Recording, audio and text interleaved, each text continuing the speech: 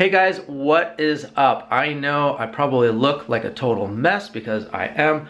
I've been outside in the backyard all day. I am here by myself. It's really hard for me to do a lot of different things with the kids. Some of the things are hard to do when it's like later on at night or it makes noise or something like that. So I'm really trying to bust a move and get all these little knick-knacky things done in the house while I'm here by myself. I spent most of the day wood chipping up wood, cutting up wood. It's pretty boring. A lot of people don't really care to see that. It's not really like a how-to, but there are things that I'm gonna show you guys. I'm gonna combine a few different things that I'm doing. If you guys own a house, you probably know there's all these little things that end up needing to be replaced, or like if you're, you know, buy a house and a couple things need to be fixed or something like that. It's just what happens. So it's no big deal, but I'm gonna show you guys how to do a couple things. One thing I'm gonna first show you guys is we have an outside barbecue, like a built-in outside barbecue, and the grates were completely destroyed. Disgusting, right? So I threw those away. I went online to find a replacement for them. The factory grates were literally close to about $400. I'm not even joking, just for the top grates. And I said, there's no way we're paying that.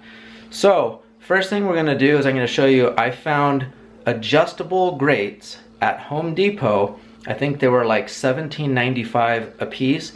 I needed 3 of them. Now, they didn't quite fit, so I had to get a little bar to kind of make it fit, but I'm gonna show you guys what you can do for one, cheap, and it's something that you guys may be able to do. Like I said, these are things that I have to do around the house. If I don't do them, then we have to pay somebody to do them. So it may be like, oh, you know, don't really care about an outdoor barbecue grate, but if you guys have a barbecue or an outdoor barbecue, even if it's like not a built-in one and you're trying to replace something and not have somebody do it, or like have to custom buy the manufacturer one, like I said, ours was $400. Enough talking, let's get to it. This is gonna be the first thing, is I'm gonna show you guys how we're doing these grates. Okay, so this is what I got from Home Depot. It is an 8-inch adjustable cooking grate. Extends from 14 to 20 inches. My barbecue grate, as you guys can see, there's no grate. So mine is 24 inches across, but it's 21.5 inches this way. So I got 1, 2, 3 of these. 8 times 3 is 24, so I'm good there. But it's only 20 inches and I need another 1.5 inches. So what I bought was this bar. It's just called like a flat strap kind of a thing. And it is a flat bar, 1/8 inch thick, and it's 2 inches by 48 inches. I'm gonna have to cut it down, but now I've got 2 inches to make up to get past this 20 inches because I need to get to about 21.5. So this will act as an area for the grate to be able to rest on here. I'll show you guys how I'm gonna do that. Okay guys, this is real life. You guys are doing this with me in real time. So they have these little clips on here, if you guys can see. So once you put these little clips on, you actually lose a little bit more. So I really needed 20 inches fully extended out, and then I had my 2-inch wide bar. But the 2-inch wide bar is not gonna work. So I just checked it with Home Depot. They have a 3-inch wide bar. I've set out to do this right now, and so I wanna do it right now. And so I'm gonna get in the car. You guys are gonna go with me. We're going to Home Depot. When you have to put things together like this and you come up with a plan and idea, sometimes it always doesn't work out specifically like you had planned, but you make it work and you figure out something to do. And that's what we're gonna do. So we're gonna pick up 2 bars. Always stay prepared and safe. Meaning I always get extra of what I need. Unfortunately, what happened was the measurement on the grates was a little bit off, and it was real close in the first place, so it didn't work. In this section here, usually where all the screws are and stuff, they have all these different little like kind of metal stuff like that. They have a little, you know, angle iron. They've got, you know, round little bars. They have flat plates and stuff like that. We don't need 2 of them, but I'm gonna get 2 of them because we don't live real close, and I can always return it. It's always better to be safe than sorry. All right, so we're gonna grab this and we're gonna get on out of here. 3-inch, 3/16 flat bar.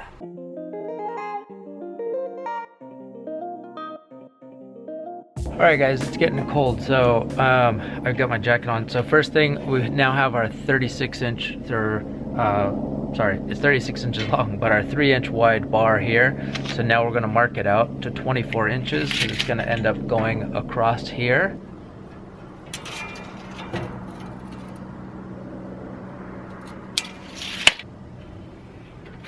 Alright, the fastest, easiest way to cut this thing is going to be with a grinder, if you guys have a grinder or not.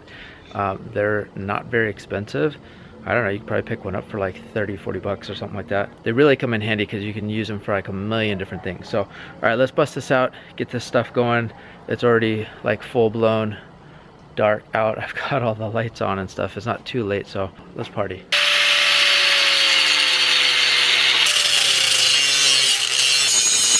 Okay, all done. Doesn't have to be real pretty or anything like that because it's literally going to be sitting in a barbecue. But I did grind the edges off a little bit, so it's not going to be like real sharp or anything. All right, so now we have our 2-inch bar. We have our 3-inch bar all the way pushed back here.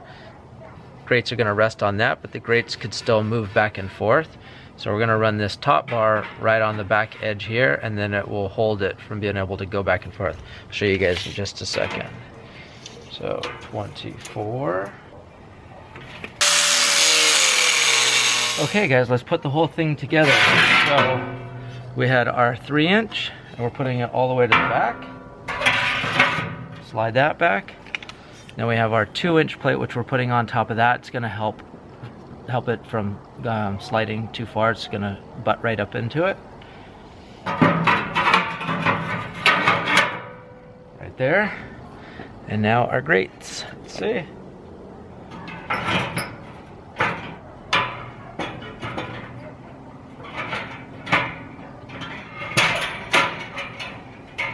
And that's it, guys. We saved probably $300 doing it this way. Actually, probably over $300.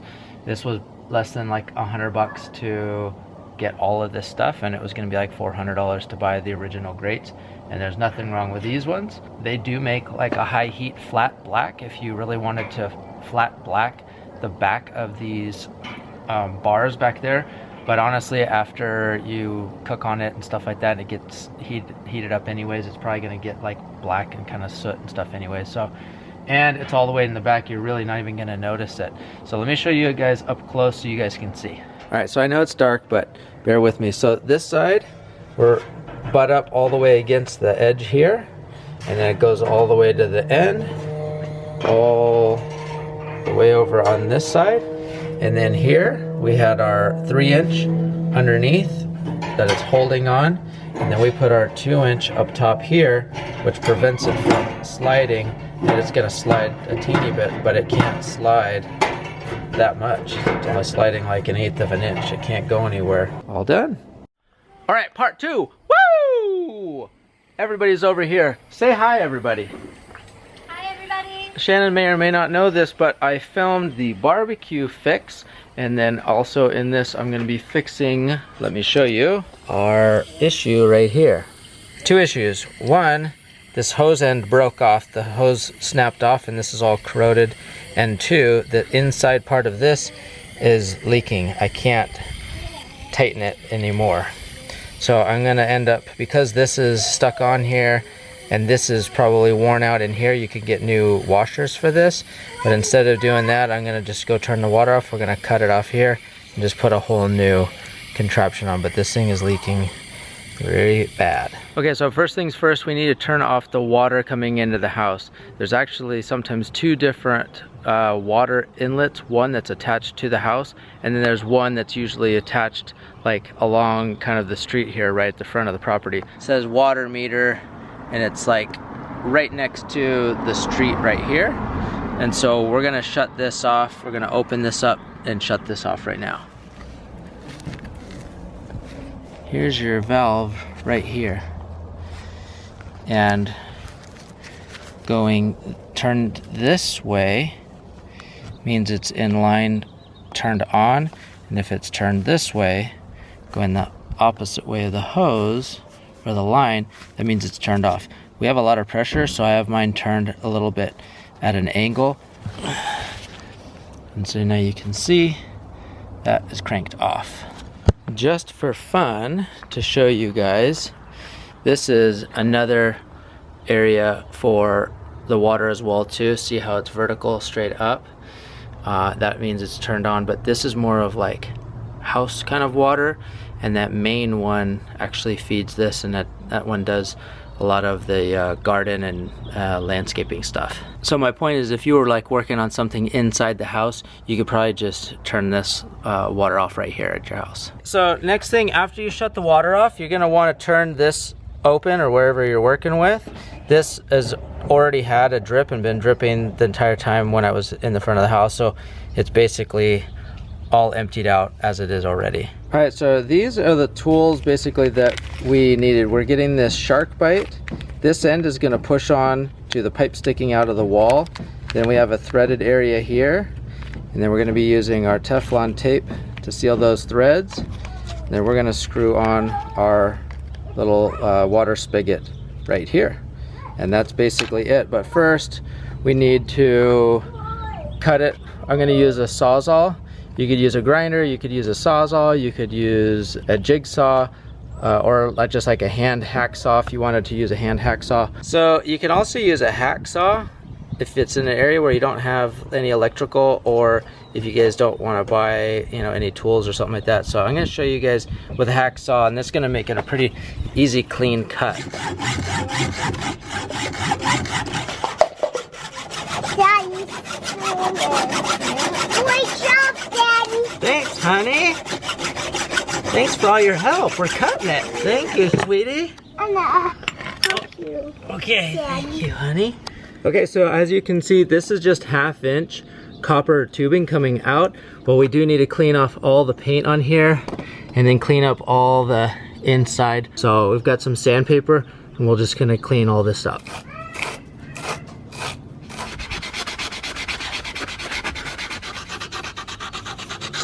Okay, so just to let you guys know, they make a little tool that goes on the inside here to like clean out the inside, but it swings around the pipe, and the pipe is too short and it's too close to the wall for me to actually use their actual shark bite like cleaning tool. That's why I'm kind of having to do it by hand to clean up the inside and then the outside of this pipe. So like I said, I kind of need to do this by hand and clean the inside ridge of this. You can't have any sharp pieces, otherwise it could cut the seal.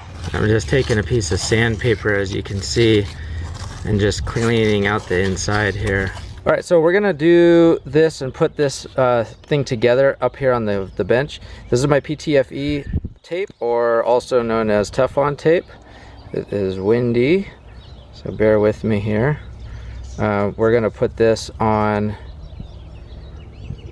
our threads here. We're gonna do a couple of loops here, and this is gonna help seal up the area here. So that's probably pretty good.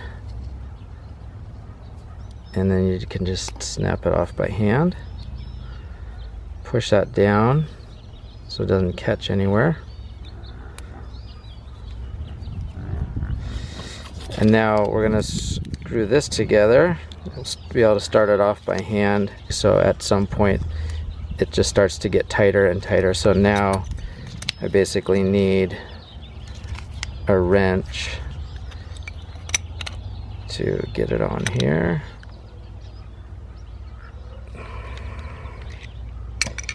And you can put these on pretty tight.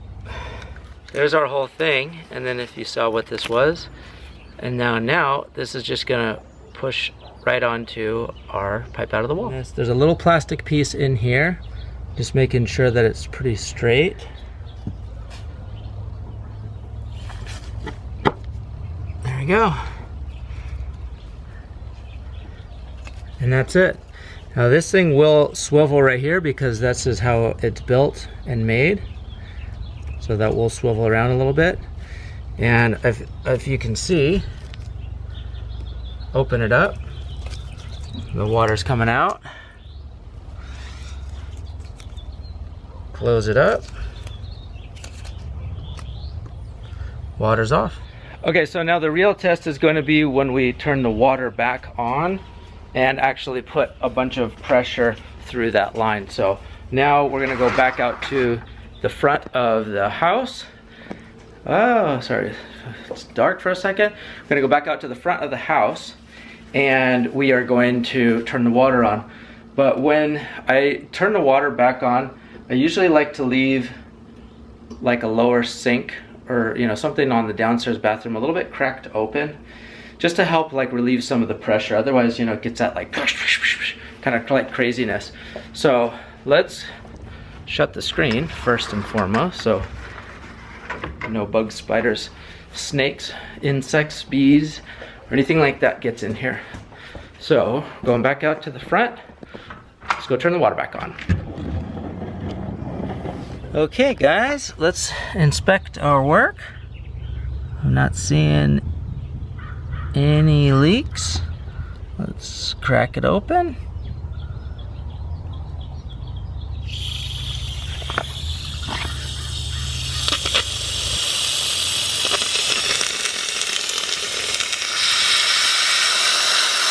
That's a lot of pressure. And should seal all the way up nicely. You don't even have to crank it down. It's so nice having a new one. You just barely turn it. So that's it, guys. So that is the way, or one way you can fix it. Another way is if you've probably seen, plumbers and they have their torch and the lead and all that stuff, you can do that as well. But if you just have to do one thing in your house and you're not doing multiple things, if you have to buy the bottle and then the torch part and then you have to buy the lead and then you still have to buy the materials, this is a cheaper and faster, pretty easy way to go. They're called the shark bite fittings. Those are the push-on fittings. So like I said, if you're doing a bunch of stuff, buy the other stuff to do it when I actually soldered on.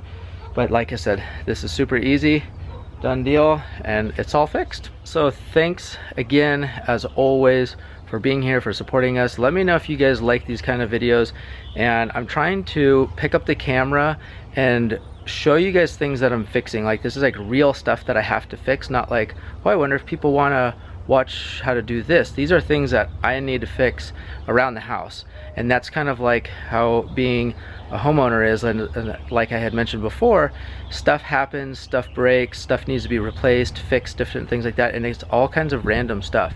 So the more you can do it yourself, for one, you save money, and two, you learn how to do something. So next time when a hose spigot goes out, you know how to fix it, and just different things around the house. So anyways, I encourage you guys to, like I said, do your research, learn a little bit, watch some videos and stuff, or read some books on how to do some of the stuff in your house. And I think you guys are going to find it really satisfying to, one, do it yourself, and two, you save a lot of money.